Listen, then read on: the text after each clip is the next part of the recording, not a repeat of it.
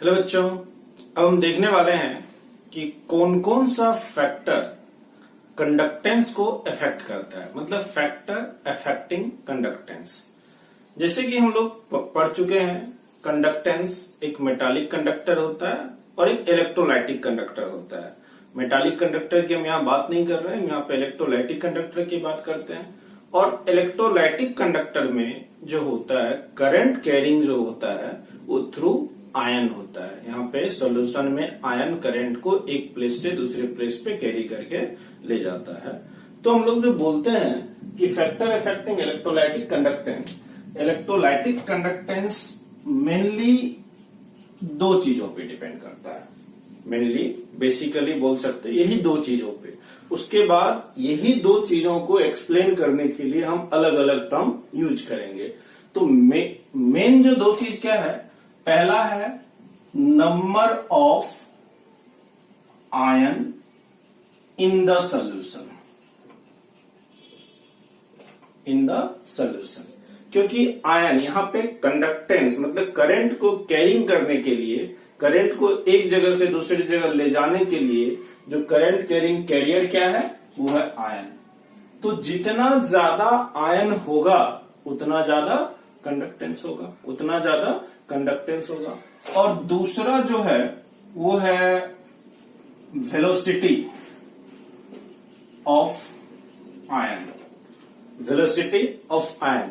Velocity of ion का दूसरा नाम मोबिलिटी है, मोबिलिटी ऑफ आयन। वो आयन कितने स्पीड से मूव करता है, आयन कितने स्पीड से मूव करता है। आगे जाके यही मोबिलिटी अलग अलग फैक्टर पे डिपेंड करने लगेगा। जैसे एक आयन मूव करना है तो उसका साइज छोटा होगा। जैसे अगर हम रियल लाइफ एग्जांपल समझे, एक दुबला पतला इंसान जो है ज्यादा तेज भागता है एज कम्पेयर टू मोटा इंसान से। मतलब उसी तरह आयन का साइज अगर बड़ा होगा, आयन का साइज बड़ा होगा तो वो इजिली मूव नहीं कर पाएगा, इजिली मूव नहीं कर पाएगा तो उसका वेलोसिटी क्या होगा, कम होगा। अगर वेलोसिटी कम हो गया तो उसका कंडक्टेंस जो होगा वो क्या हो जाएगा, तो कम हो जाएगा। मतलब आयन का साइज छोटा होगा तो उसका कंडक्टेंस ज्यादा हो सकता है। तो अब क्या है, इसी दो चीजों पे, number of ion in the solution और वेलोसिटी ऑफ आयन या मोबिलिटी ऑफ आयन पे डिपेंड करता है। ये अगर ये दोनों फैक्टर इंक्रीज करता है, अगर नंबर ऑफ आयन इंक्रीज कर जाए और वेलोसिटी ऑफ आयन इंक्रीज कर जाए, दोनों ही कंडीशन में सॉल्यूशन का कंडक्टेंस इंक्रीज करेगा, दोनों ही कंडीशन में सॉल्यूशन का कंडक्टेंस इंक्रीज करेगा। कुछ बेसिक फैक्टर है जिसके ऊपर हमारा वो दो फैक्टर नंबर ऑफ आयन और वेलोसिटी ऑफ आयन डिपेंड करता है। जिसमें पहला है हमारा inter ionic force of attraction, inter ionic force of attraction. अगर inter ionic force of attraction जितना ही कम होगा, inter ionic force of attraction जितना ही कम होगा तो वेलोसिटी ऑफ आयन उतना ही ज्यादा होगा। इंटर आयनिक अट्रैक्शन मतलब एक आयन को दूसरे आयन कितना खींच के रखा हुआ है, फोर्स अट्रैक्शन फोर्स लगा के।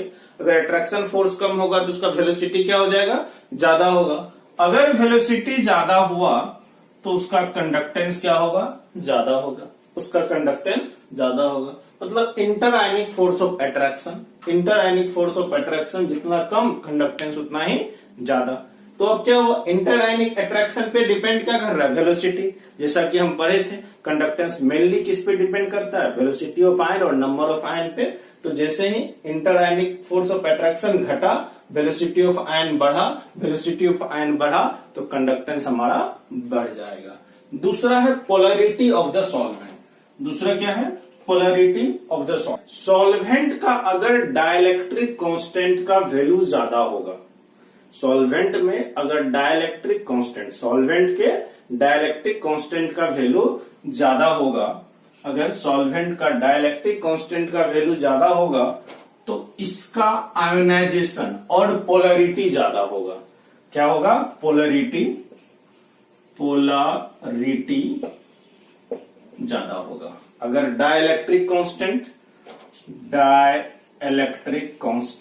अगर ज्यादा हुआ तो पोलैरिटी क्या होगा, ज्यादा होगा।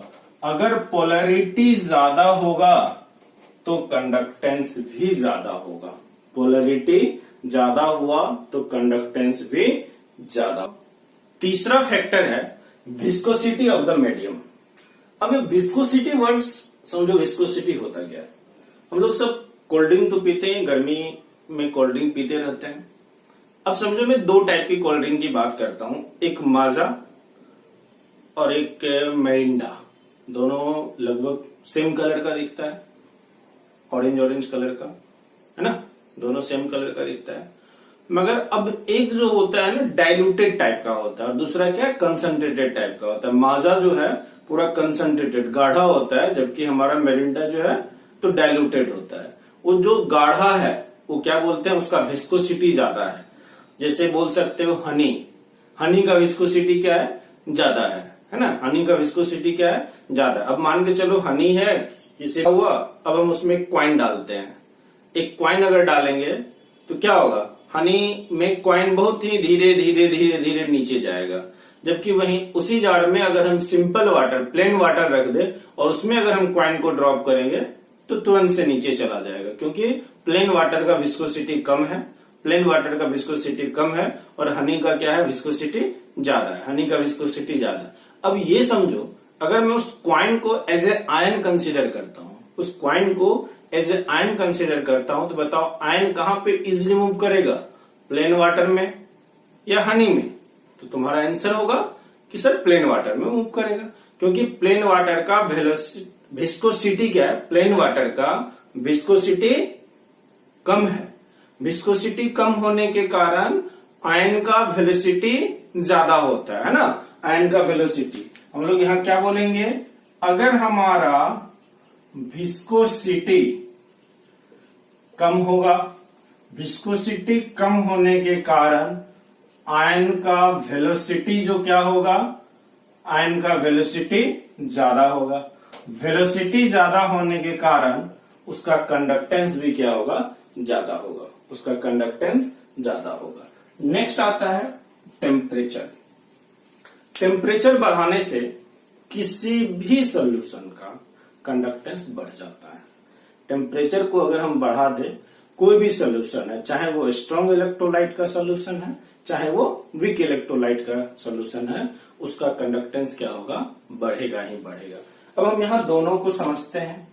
अब क्या है, एक स्ट्रॉन्ग इलेक्ट्रोलाइट की बात करते हैं और एक वीक इलेक्ट्रोलाइट की बात करते हैं। स्ट्रॉन्ग इलेक्ट्रोलाइट के केस में क्या बोलते हैं, स्ट्रॉन्ग इलेक्ट्रोलाइट वो होता है जो 100% आयोनाइज हो जाता है।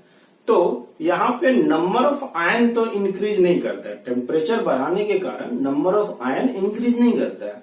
करता क्या है, टेम्परेचर बढ़ाने के कारण सोल्यूशन का विस्कोसिटी डिक्रीज कर जाता है। सोल्यूशन का विस्कोसिटी, अगर मैं बात करूं स्ट्रॉन्ग इलेक्ट्रोलाइट की मैं बात करता हूं, अगर मैं टेम्परेचर इंक्रीज करता हूं तो टेम्परेचर इंक्रीज करने के कारण विस्कोसिटी क्या हो जाता है, डिक्रीज हो जाता है। अगर विस्कोसिटी डिक्रीज हुआ तो वेलोसिटी ऑफ आयन क्या हो जाएगा, इंक्रीज करेगा। वेलोसिटी ऑफ आयन इंक्रीज करेगा, इसका कंडक्टेंस भी क्या कर जाएगा, इंक्रीज कर जाएगा। अगर हम बात करें वीक इलेक्ट्रोलाइट की, अब वीक इलेक्ट्रोलाइट क्या होता है, एक ऐसा इलेक्ट्रोलाइट जो 100% आयोनाइज नहीं हुआ है। अब अगर हम टेम्परेचर बढ़ाते हैं तो यहाँ पे दो चीजें होता है। पहला, वीक इलेक्ट्रोलाइट जो होता है, जो 100% डिसोसिएट नहीं हुआ था, जैसे ही टेम्परेचर बढ़ता है तो और भी बॉन्ड ब्रेक करता है, मतलब और भी वो आयोनाइज हो जाता है, उसका डिग्री ऑफ आयोनाइजेशन बढ़ जाता है ना, उसका डिग्री ऑफ आयोनाइजेशन बढ़ जाता है। तो अगर हम टेम्परेचर इंक्रीज करते हैं तो यहाँ पे दो काम होता है। पहला क्या होता है, नंबर ऑफ आयन इंक्रीज कर जाता है। पहला क्या होता है, नंबर ऑफ आयन इंक्रीज करिए। क्यों नंबर ऑफ आयन इंक्रीज किया, क्योंकि उसका डिग्री ऑफ डिसोसिएशन इंक्रीज कर गया, मोर मोलिकुल्स दूसरा क्या हुआ होगा, टेम्परेचर बढ़ाने के कारण सोल्यूशन का विस्कोसिटी डिक्रीज कर दिया होगा। टेम्परेचर बढ़ाए, विस्कोसिटी डिक्रीज किया। विस्कोसिटी डिक्रीज करने के कारण इसका वेलोसिटी क्या हो जाएगा, वेलोसिटी इंक्रीज करेगा। है ना, वेलोसिटी इंक्रीज करेगा। अब यहाँ पे देखो दोनों फैक्टर इंक्रीज कर गया, वेलोसिटी भी इंक्रीज कर गया और नंबर ऑफ आयन भी इंक्रीज कर गया, तो होगा क्या, कंडक्टेंस इंक्रीज करेगा, कंडक्टेंस इंक्रीज करेगा। होता क्या है, टेम्परेचर बढ़ाने के बाद जो वीक इलेक्ट्रोलाइट के केस में जो होता है, वीक इलेक्ट्रोलाइट के केस में कंडक्टेंस जो है बहुत ही रैपिडली इंक्रीज करता है, बहुत ही रैपिडली इंक्रीज करता है। जबकि स्ट्रॉन्ग इलेक्ट्रोलाइट के केस में टेम्परेचर बढ़ाने के साथ कंडक्टेंस तो बढ़ता है बट वो स्लाइटली बढ़ता है, रैपिडली नहीं बढ़ता, धीरे धीरे धीरे धीरे बढ़ेगा, धीरे धीरे। तो हम लोग क्या समझे कि टेम्परेचर बढ़ाने के बाद कंडक्टेंस इंक्रीज करता है, चाहे वो स्ट्रॉन्ग इलेक्ट्रोलाइट हो या वीक इलेक्ट्रोलाइट हो। इलेक्ट्रोलाइटिक सोल्यूशन का कंडक्टेंस इंक्रीज करता है। सिर्फ एक चीज आपको नोट में याद रखना है, एक चीज आपको नोट में याद रखना है, if we increase the temperature conductance of metallic conductor decreases. Metallic conductor जो होता है, मेटालिक कंडक्टर का कंडक्टेंस क्या होता है, घट जाता है, क्योंकि कंडक्टेंस के बारे में हम लोग पढ़े हैं, C = 1/R, reciprocal of resistance. और रेसिस्टेंस जो होता है, R जो होता है, R = R0 1 + alpha delta T. यहाँ पे रेसिस्टेंस सीधा टेम्परेचर पे डिपेंड करता है। अगर हम टेम्परेचर बढ़ाएंगे तो रेसिस्टेंस बढ़ जाएगा, रेसिस्टेंस अगर बढ़ेगा तो कंडक्टेंस घट जाएगा। बट ये किसके लिए, ये किसके लिए, ये है मेटालिक कंडक्टर के लिए, मेटालिक कंडक्टर के लिए। बट हम लोग पढ़ क्या रहे हैं, इलेक्ट्रोलाइटिक, हम लोग पढ़ रहे हैं इलेक्ट्रोलाइटिक कंडक्टेंस, इलेक्ट्रोलाइटिक कंडक्टर पढ़ रहे हैं, क्लियर। अब हम देखने वाले हैं कि डाइल्यूशन का क्या इफेक्ट पड़ता है कंडक्टेंस पे। बोला जाता है अगर हम डाइल्यूशन इंक्रीज करते हैं, if you increase the dilution then conductance of solution increases, है ना। डाइल्यूशन को, अगर हम डाइल्यूशन को इंक्रीज करते हैं तो क्या होता है, कंडक्टेंस इंक्रीज करता है, कंडक्टेंस इंक्रीज करता है। अगर हम बात करें स्ट्रॉन्ग इलेक्ट्रोलाइट की, अगर हम बात करें स्ट्रॉन्ग इलेक्ट्रोलाइट की, अगर हम डाइल्यूट करते हैं उसको तो इंटर आयनिक डिस्टेंस क्या हो जाता है, बढ़ जाता है। दो आयन के बीच का डिस्टेंस क्या होगा, बढ़ जाएगा। अगर दो आयन के बीच का डिस्टेंस बढ़ता है उसके कारण inter ionic force of attraction घट जाएगा, क्योंकि हम लोग पढ़ चुके हैं F क्या होता है, F होता है KQ1Q2/R², KQ1Q2/R²। डिस्टेंस जितना ही ज्यादा होगा फोर्स उतना ही कम होगा। अगर हम डाइल्यूट करते हैं तो इंटर आयनिक डिस्टेंस बढ़ता है, अगर इंटर आयनिक डिस्टेंस बढ़ता है तो फोर्स ऑफ अट्रैक्शन घटता है। फोर्स ऑफ अट्रैक्शन घटने के कारण वेलोसिटी ऑफ आयन इंक्रीज करेगा। अगर वेलोसिटी ऑफ आयन इंक्रीज कर जाएगा तो सॉल्यूशन का कंडक्टेंस इंक्रीज कर जाएगा, सॉल्यूशन का कंडक्टेंस इंक्रीज कर जाएगा। अगर हम बात करें वीक इलेक्ट्रोलाइट की, अगर हम बात करें वीक इलेक्ट्रोलाइट की, अगर हम डाइल्यूट करते हैं, अगर हम डाइल्यूट करते हैं तो वीक इलेक्ट्रोलाइट के केस में after dilution number of ion बढ़ जाता है, नंबर ऑफ आयन बढ़ जाता है। नंबर ऑफ आयन क्यों बढ़ता है, upon dilution degree of dissociation increase करता है ना। डिग्री ऑफ डिसोसिएशन इंक्रीज करने के कारण क्या होता है, नंबर ऑफ आयन इंक्रीज कर जाता है। अगर नंबर ऑफ आयन इंक्रीज करेगा तो कंडक्टेंस भी क्या होगा, कंडक्टेंस इंक्रीज कर जाएगा। तो पहला फैक्टर तो ये हुआ, पहला बात तो डाइल्यूशन पे ये हुआ कि अगर डाइल्यूशन को बढ़ाएंगे, डाइल्यूशन बढ़ाने का मतलब होता है कि कंसंट्रेशन को घटाएंगे, कंसंट्रेशन को घटाएंगे। जितना ज्यादा कंसंट्रेशन घटाएंगे उतना ही कंडक्टेंस बढ़ेगा, उतना ही कंडक्टेंस बढ़ेगा, चाहे वो स्ट्रॉन्ग इलेक्ट्रोलाइट हो या वीक इलेक्ट्रोलाइट हो।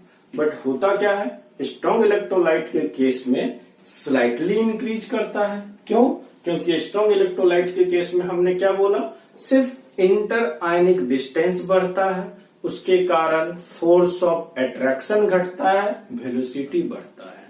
यहाँ पे क्या होता है, वीक इलेक्ट्रोलाइट के केस में डिग्री ऑफ डिसोसिएशन इंक्रीज करता है, मतलब नंबर ऑफ आयन इंक्रीज करता है। नंबर ऑफ आयन इंक्रीज किया तो कंडक्टेंस बढ़ा। साथ ही साथ पहला वाला फैक्टर वो वीक इलेक्ट्रोलाइट के केस में भी आफ्टर डाइल्यूशन इंटर आयनिक डिस्टेंस तो बढ़ा ही होगा, तो फोर्स ऑफ अट्रैक्शन घटा होगा। फोर्स ऑफ अट्रैक्शन घटा होगा तो वेलोसिटी ऑफ आयन भी बढ़ा होगा। जिस तरह से टेम्परेचर के कंडीशन में हम लोग देखे थे कि स्ट्रॉन्ग इलेक्ट्रोलाइट के केस में सिर्फ वेलोसिटी ऑफ आयन बढ़ता था, जबकि वीक इलेक्ट्रोलाइट के केस में वेलोसिटी ऑफ आयन और नंबर ऑफ आयन दोनों इंक्रीज करता है। तो स्ट्रॉन्ग इलेक्ट्रोलाइट के केस में कंडक्टेंस स्लाइटली इंक्रीज करता है, जबकि वीक इलेक्ट्रोलाइट के केस में कंडक्टेंस शार्पली इंक्रीज करता है ना, रैपिडली इंक्रीज करता है।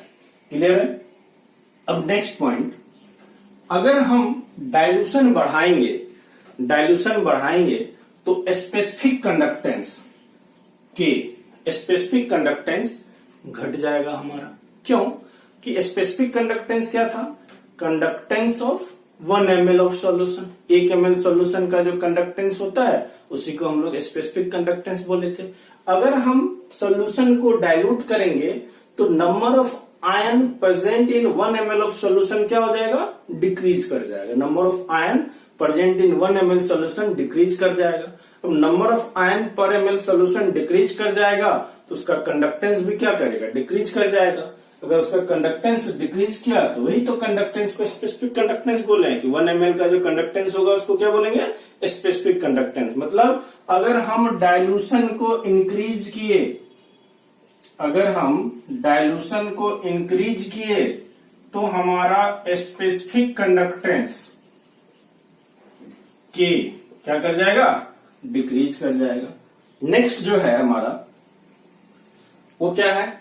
अगर हम डाइल्यूशन बढ़ाएंगे, अगर हम सॉल्यूशन को डाइल्यूट करेंगे तो सॉल्यूशन का इक्विवेलेंट कंडक्टेंस और मोलर कंडक्टेंस दोनों इंक्रीज कर जाएगा, क्योंकि इक्विवेलेंट कंडक्टेंस का फॉर्मूला होता है K इंटू 1000/N और मोलर कंडक्टेंस का फॉर्मूला होता है K इंटू 1000/N।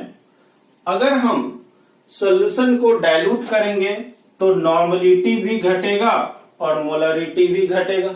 सॉल्यूशन को डाइल्यूट करते जाएंगे तो उसका नॉर्मलिटी और मोलरिटी क्या हो जाएगा? घटते चला जाएगा। अगर नॉर्मलिटी घटा और मोलरिटी घटा तो मोलर कंडक्टेंस और इक्विवेलेंट कंडक्टेंस क्या हो जाएगा? इंक्रीज कर जाएगा। मोलर कंडक्टेंस और इक्विवेलेंट कंडक्टेंस हमारा इंक्रीज कर जाएगा। नेक्स्ट हम देखने वाले हैं calculation of molar conductance of electrolyte at infinite dilution. अब जैसे हम बात कर रहे थे डाइल्यूशन की, अब मैं डाइल्यूट करते गया और डाइल्यूट करके वॉल्यूम को मैं टेंस टू इन्फिनिटी कर दिया, मतलब इन्फिनाइट डाइल्यूशन कर दिया। मतलब उस टाइम कंसंट्रेशन ऑलमोस्ट जीरो हो गया। कंसंट्रेशन सॉल्यूशन का ऑलमोस्ट क्या हो गया? जीरो हो गया। तो जीरो कंसंट्रेशन और इन्फिनिटी डाइल्यूशन, जीरो कंसंट्रेशन और इन्फिनिटी डाइल्यूशन पे मोलर कंडक्टेंस हम लोग कैसे निकालेंगे? इसी को हम लोग लिमिटिंग कंडक्टेंस भी बोलते हैं। लिमिटिंग मोलर कंडक्टेंस, ये लिमिट है, इससे ज्यादा इससे कम वैल्यू नहीं हो सकता है ना। फाइनल लिमिट लग गया उसका कि अब डाइल्यूशन इन्फिनिटी से ज्यादा हो नहीं सकता, कंसंट्रेशन जीरो से कम हो नहीं सकता। तो उस कंसंट्रेशन पे या उस डाइल्यूशन पे जो कंडक्टेंस का वैल्यू होगा उसको लिमिटिंग मोलर कंडक्टेंस भी बोलते हैं। अब क्या है? लिमिटिंग मोलर कंडक्टेंस निकालने के लिए और molar conductance at infinity dilution निकालने के लिए एक इक्वेशन है जिसको हम लोग डिवाई, हकल, ऑनसेगर इक्वेशन बोलते हैं, है ना। ये तीन साइंटिस्ट है, डिवाई, हकल और ऑनसेगर। ये तीनों ने मिलके एक इक्वेशन दिया है। वो क्या है? Molar conductance equal to molar conductance at infinity dilution minus B√C, where B is a constant, C क्या है? कंसंट्रेशन। और ये इक्वेशन जनरली यूज होता है फॉर स्ट्रॉन्ग इलेक्ट्रोलाइट ओनली। किसके लिए यूज होता है? स्ट्रॉन्ग इलेक्ट्रोलाइट के लिए यूज होता है। अब अगर मैं ग्राफ खींचूं, अगर मैं एक ग्राफ खींचता हूं किसके? मोलर कंडक्टेंस मोलर कंडक्टेंस, ये है मोलर कंडक्टेंस, ये क्या है, molar conductance at certain concentration, इस कंसंट्रेशन पे, है ना। और ये क्या है, molar conductance at infinity dilution. इसका मतलब क्या हुआ, molar conductance at infinity dilution, है ना, इंफिनिटी डायल्यूशन, और जीरो कंसंट्रेशन भी बोलते हैं कभी कभी हम लोग, है ना। इंफिनिटी डायल्यूशन मतलब जीरो कंसंट्रेशन बोलते हैं। और सी क्या है हमारा, सी हमारा है कंसंट्रेशन ऑफ द सॉल्यूशन। तो हम लोग अगर इसका ग्राफ खींचते हैं, स्ट्रेट लाइन होगा y equal to m x plus c, y equal to m x plus c, है ना। तो यहाँ पे x एक्सिस में हमने क्या लिया, रूट सी ले लेते हैं, रूट सी ले लेते हैं। इधर y में क्या ले लिया हमने, m ले लिया, है ना, लेमडा m ले लिया है, ठीक है। अब हम इसका ग्राफ अगर खींचे, एक स्ट्रेट लाइन होगा और इसका स्लोप किसके बराबर होगा, b के बराबर होगा, और निगेटिव स्लोप होगा, ये इस तरह से घट रहा होगा, ये इस तरह से घट रहा होगा। अब यहाँ पे ये जो पार्टिकुलर पॉइंट है, यहाँ पे b इक्वल टू इंफिनिटी है या फिर c इक्वल टू जीरो है, c इक्वल टू जीरो है। हम लोग क्या करते हैं, स्ट्रॉन्ग इलेक्ट्रोलाइट के केस में, स्ट्रॉन्ग इलेक्ट्रोलाइट के केस में अगर हम ग्राफ को एक्स्ट्रा प्लॉट करें, ग्राफ को एक्स्ट्रा प्लॉट करते हैं, तो यहाँ पे ये ग्राफ इस पॉइंट पे कट करता है, तो ये जो कंडक्टेंस निकला इसको हम लोग बोलते हैं कंडक्टेंस एट इंफिनिटी डायल्यूशन और जीरो कंसंट्रेशन। इसी को लिमिटिंग कंडक्टेंस बोलते हैं। मतलब स्ट्रॉन्ग इलेक्ट्रोलाइट के केस में लिमिटिंग वैल्यू हम लोग किस तरह से फाइंड करते हैं, ग्राफ को एक्स्ट्रा प्लॉट करने के बाद हम लोग फाइंड कर लेते हैं। जबकि यही चीज अगर वीक इलेक्ट्रोलाइट के केस में हम लोग देखें, वीक इलेक्ट्रोलाइट का अगर ग्राफ हम लोग देखें, तो वीक इलेक्ट्रोलाइट का ग्राफ कुछ इस तरह से होता है ना। चलो KCl का है या NaCl का है, तो यहाँ पे अलग अलग कंसंट्रेशन पे, अलग अलग कंसंट्रेशन पे कंडक्टेंस क्या है, अलग अलग है ना, कंडक्टेंस क्या है, अलग अलग है। यहाँ पे भी वही ग्राफ है, रूट सी मोलर कंडक्टेंस की ग्राफ खींच रहे हैं। यहाँ पे क्या है, v इक्वल टू इनफिनिटी या फिर c इक्वल टू क्या है, जीरो है। तो यहाँ पे क्या होता है कि ये वीक इलेक्ट्रोलाइट है, वीक इलेक्ट्रोलाइट सपोज करो CH3COOH की मैं बात कर रहा हूँ, CH3COOH की बात कर रहा हूँ। तो वीक इलेक्ट्रोलाइट के केस में धीरे धीरे इंक्रीज करके पॉइंट के बाद क्या होता है, रैपिडली इंक्रीज कर जाता है, जैसे कि हम पहले भी बता चुके हैं। यहाँ पे नंबर ऑफ आयन और वेलोसिटी ऑफ आयन दोनों इंक्रीज करता है। अब यहाँ पे क्या था, यहाँ पे स्लोप कांस्टेंट रहता था, यहाँ पे स्लोप कांस्टेंट था, तो हम लोग ग्राफ को एक्स्ट्रा प्लॉट करके जीरो कंसंट्रेशन पे वैल्यू पता कर रहे थे। बट यहाँ पे क्या है, हर पॉइंट पे स्लोप उसका चेंज कर रहा है, तो हम लोग ग्राफ को एक्स्ट्रा प्लॉट करके, ग्राफ को एक्स्ट्रा प्लॉट करके जीरो कंसंट्रेशन पे और इंफिनिटी डायल्यूशन पे कंडक्टेंस का वैल्यू नहीं पता कर सकते हैं हम लोग ना, नहीं पता कर सकते हैं। तो होता क्या है, इंफिनिटी डायल्यूशन पे वीक इलेक्ट्रोलाइट का कंडक्टेंस कैसे पता चलेगा, उसके लिए हम लोग आगे नया एक लॉ पढ़ेंगे, उसमें हम लोग देखेंगे किस तरह से पता चलेगा। ये हमारा स्ट्रॉन्ग इलेक्ट्रोलाइट का ग्राफ है, ये हमारा वीक इलेक्ट्रोलाइट का ग्राफ है। ये स्ट्रेट लाइन है और ये रेक्टेंगुलर हाइपरबोला है, ये रेक्टेंगुलर हाइपरबोला है।